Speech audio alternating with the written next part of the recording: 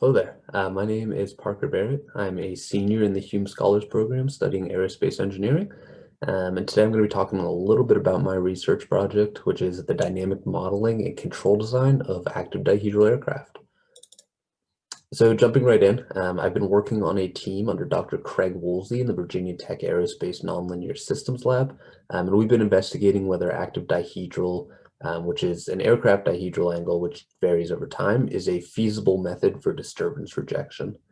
So I'm sure you're probably wondering, what is dihedral angle? So dihedral, which is shown in the figure below, is really just an upward setting angle of the wings, which provides artificial roll stability.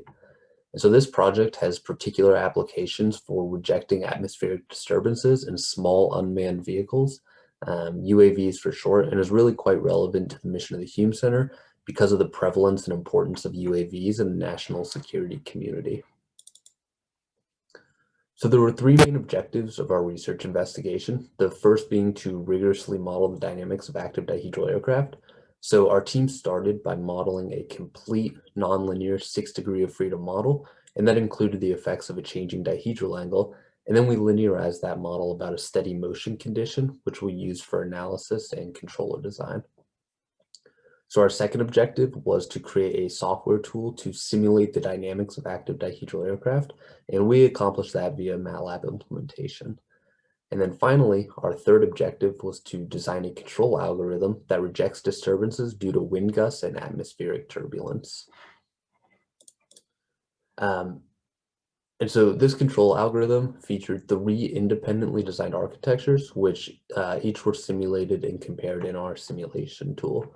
So the three cases that we considered were the open loop system with no control inputs, a classical control architecture, which featured only controls typically found on aircraft. So that's the ailerons, the rudder, and the elevator. And then finally, there was an active dihedral architecture, which featured all of the classic control inputs plus active dihedral. So the controllers our team put together were designed or made using LQR, which is linear quadratic regulator theory. And the advantage of this theory is it's the optimal linear control law. And so LQR control is particularly well suited to time domain, multiple input, multiple output systems, which is what we were using here.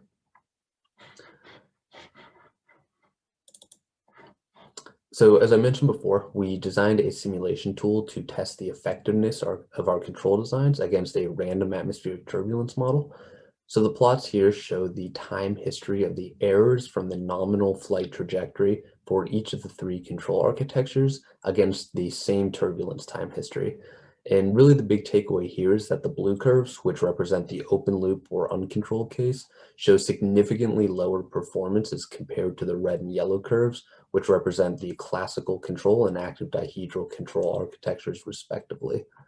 And so for this reason, we can say that active dihedral shows improvement over the open loop case, but we really need a more thorough analysis to determine whether it also shows improvement over the classical control case as well.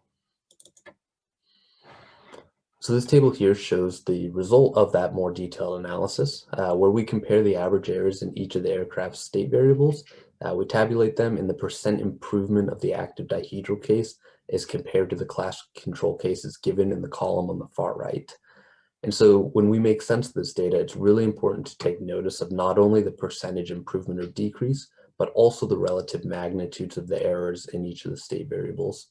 So for example, in the active dihedral case, there was a 250% decrease in performance in the state variable R, which is the yaw rate of the aircraft, when we compare it to the classical control configuration. However, the magnitudes of the errors are so small that this result is pretty negligible. So the two main state variables which show the most promising results are Y and Z, which are the lateral and vertical positions of the aircraft respectively. And so in the active dihedral case, for each of these state variables, there was a nearly 6-meter improvement in average error from the nominal position. And so in applications where very precise flight control is required, things like formation flying, reconnaissance, flight in unknown and uncertain environments, etc., this improvement is really significant.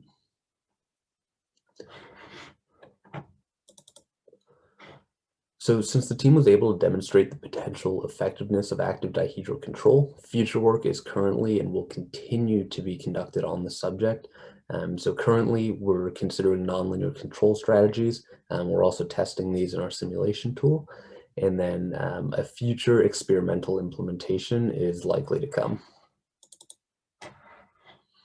So lastly, before I finish, I'd really like to take a minute to thank Dr. Woolsey of the Virginia Tech Nonlinear Systems Lab for his continued support and guidance on the project. The team's progress really would not have been possible without all of his help. I'd also like to thank my research partner, Alex DeVito, for pushing me to bring out my very best work each and every week. And then finally, I'd like to take a minute to really thank the Virginia Tech Hume Center for all of the educational and professional opportunities that they've provided, and for really supporting the research efforts of myself and so many other students over the years.